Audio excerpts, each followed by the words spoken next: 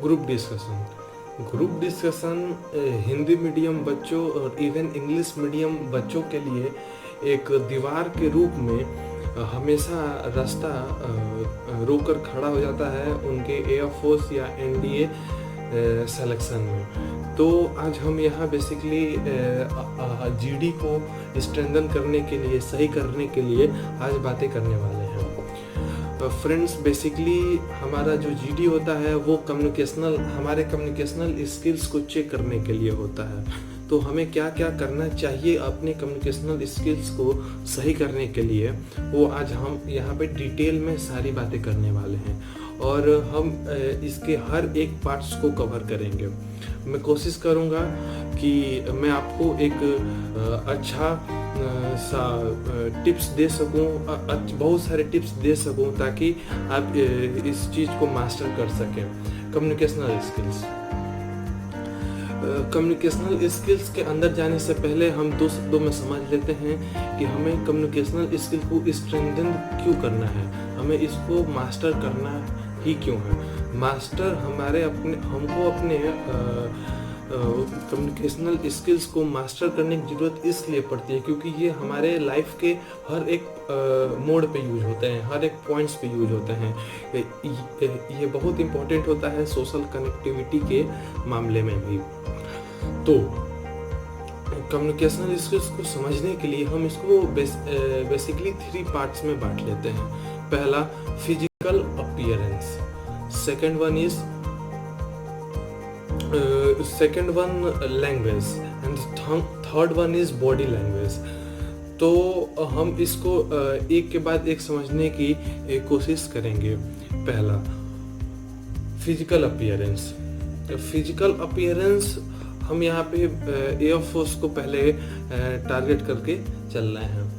तो जब कभी भी हमें फिजिकल अपीयरेंस की बात आती है तो मैंने देखा है बहुत सारे बच्चे फिजिकल अपीयरेंस को ध्यान ही नहीं देते हैं, जबकि ये हमारे कम्युनिकेशनल स्किल्स का एक अहम पहलू है।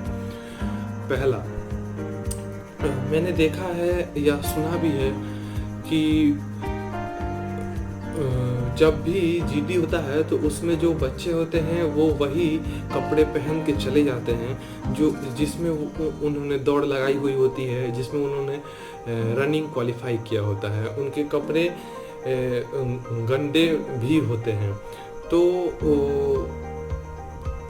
आपको करना क्या है कि आप जब भी आप जीडी करने जाएं तो उस समय आपको साफ कपड़े पहनने हैं, क्लीन क्लोथ्स। बहुत सारे ऐसे भी डाउट हो सकते हैं कि हमें कैसे कपड़े पहन के जाने चाहिए। जहाँ तक मैं समझ पा रहा हूँ हमें सफ़ेद शर्ट और ब्लैक पैंट प्रीफर करना चाहिए और हम एक ब्लैक वॉच भी यूज कर सकते हैं। ये उतना ज़रूरी नहीं है कि आप मस्ट इसको फॉलो करिए, पर आपके एक कम्युनिकेशनल स्किल्स में, आपके बोलचाल की भाषा में आपका फिजिकल अपीयरेंस एक अच्छा पॉइंट रखता है। Second one is here style. Friends, जब आप लोग देने जा रहे हैं जीडी एयरफोर्स का या एनडीए का, तो वो एक आर्म्ड फोर्सेस में आप सेवा देने जा रहे हैं देश को। तो आपका हेयर स्टाइल भी उसी हिसाब से जीडी के वक्त रहे तो अच्छा रहेगा। क्योंकि जब भी ऑब्जर्वर आपको ऑब्जर्व करेगा, उसका पॉइंट ऑफ व्यू, उसकी नज़रें आप में एक सोल्जर तलाशने की ही होगी। तो आपका जो हेयर स्टाइल होगा वो आर्मी कटिंग ही हो तो अच्छा है। ये एक स्पेशली एयरफोर्स, जीडी और एनडीए के लिए बहुत अच्छी चीज़ें हैं। Your hair style must be army oriented. Second topic हमने जब बांटा था तो एक चीज़ पे आ जाते हैं आपके बॉडी लैंग्वेज पे। बॉडी लैंग्वेज में हाँ आप 4 चीज़ों को फॉलो कर सकते हैं। पहला है आई कांटेक्ट। आई कांटेक्ट बनाना बेहद ज़रूरी है। आई कांटेक्ट बनाना आपका बेहद ज़रूरी है, क्योंकि ये आपके और आपके ऑब्जर्वर के बीच में या आपके जो साथी हैं जिनके साथ आप ग्रुप डिस्कशन कर रहे हैं उसमें एक अच्छा पहलू निभा सकता है, एक अच्छा वैल्यू है इसका। सेकंड चीज आपका हो सकता है ओपन हैंड। आपके हाथों को कैसे रखें। आप हैंड्स को रखने के लिए आप ओपन हैंड रख सकते हैं। ओपन हैंड ये चीज होता है कि आपके हाथ खुले हुए होने चाहिए, ऐसे बांध के नहीं और ऐसे नहीं होने चाहिए। आपका हाथ जो है वो खुला होना चाहिए।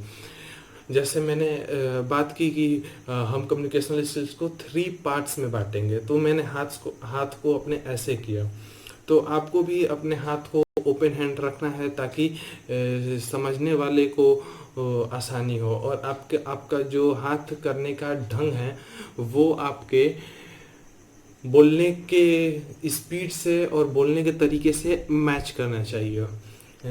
सेकंड थर्ड पे आ जाते हैं हम, आप सीधा खड़े हों। कभी भी आप सीधा खड़े हों, ऐसे किसी भी एंगल पे डाइवर्ट होके ना खड़े हों। ये आपके फिजिकल अपीयरेंस को ख़राब करता है, आपके बॉडी लैंग्वेज को ख़राब करता है। और बहुत ज़्यादा हिले डुले नहीं। मैंने देखा है बहुत सारे बच्चे बातें करते वक्त बहुत ज़्यादा हिलते और डुलते हैं। इस चीज़ को आप नज़रअंदाज करें। आप शांत और सीधे खड़े रहें, सीधे खड़े रहें। अब हम बात करते हैं लैंग्वेज, हमारा स्पीकिंग स्किल है, इसको कैसे स्ट्रेंथन करें। भाई इसके लिए एक ही सॉल्यूशन है, वो है प्रैक्टिस।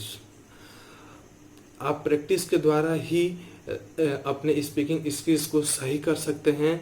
इसमें कोई दूसरा चारा नहीं है। इस प्रैक्टिस अब बात आती है कि हम कहाँ प्रैक्टिस करें। प्रैक्टिस हम 4 जगहों पे कर सकते हैं। पहला है स्पीकिंग, बोलना तो पड़ेगा ही, क्योंकि जब तक हम बोलेंगे नहीं तब तक ये जो इंग्लिश के वर्ड्स हैं हमारे जबान पे चढ़ेंगे नहीं। तो हमें बोलना होगा। बोल सकते हैं आप, किसी अपने दोस्तों से बात कर सकते हैं, आप अपने फैमिली मेम्बर से भी बात कर सकते हैं, या आप खुद से भी मिरर के सामने, शीशे के सामने खड़े होके भी प्रैक्टिस कर सकते हैं इंग्लिश बोलने का। और ये आपको करना ही होगा। इसमें कोई भी दूसरा चारा है ही नहीं। अब हमें प्रैक्टिस दूसरी चीज़ पे करनी चाहिए, वो है रीडिंग। हमें रेगुलर बुक्स और न्यूज़पेपर पढ़ने चाहिए। और ये एक चीज़ ध्यान रखें, जब आप शुरुआत कर रहे हो तो आप आसान न्यूज़पेपर और आसान लैंग्वेज को ही पढ़े, क्योंकि एक ही बार हार्ड पे जाने का कोई मतलब नहीं होता है। आप आसान से शुरुआत कर सकते हैं, इससे आपका वेकाबुलरी भी अच्छी होगी और आपका स्पीकिंग स्किल भी सुधरेगा। सेकेंड चीज़ होती है राइटिंग। आप राइटिंग कर सकते हैं। राइटिंग रोज 2 या 3 टॉपिक पे लिखें। लिखने से आपकी राइटिंग स्किल भी अच्छी होगी, और आप कोई भी टॉपिक, हिस्ट्री का कोई टॉपिक उठा सकते हैं, करेंट का कोई टॉपिक उठा सकते हैं, या फिर किसी केस स्टडी को पूरा राइट कर सकते हैं। ये भी आपकी स्पीकिंग स्किल्स को बढ़ाने, राइटिंग स्किल भी आपके स्पीकिंग स्किल्स को बढ़ाने में बहुत मदद करती है। तीसरी चीज़ होती है वॉचिंग एंड लिसनिंग। आप इंग्लिश मूवीज़ और इंग्लिश सॉन्ग्स को देख सकते हैं और सुन सकते हैं उनके इंग्लिश सबटाइटल के साथ। जब भी आप इंग्लिश सबटाइटल्स को पढ़ेंगे तो ये भी आपके इंग्लिश को स्ट्रेंथन करेगा। तो फ्रेंड्स, मैंने कोशिश किया है कि ज़्यादा से ज़्यादा आपको बता सकूं और आपकी कुछ हेल्प कर सकूं। Please like, share and subscribe. Thank you.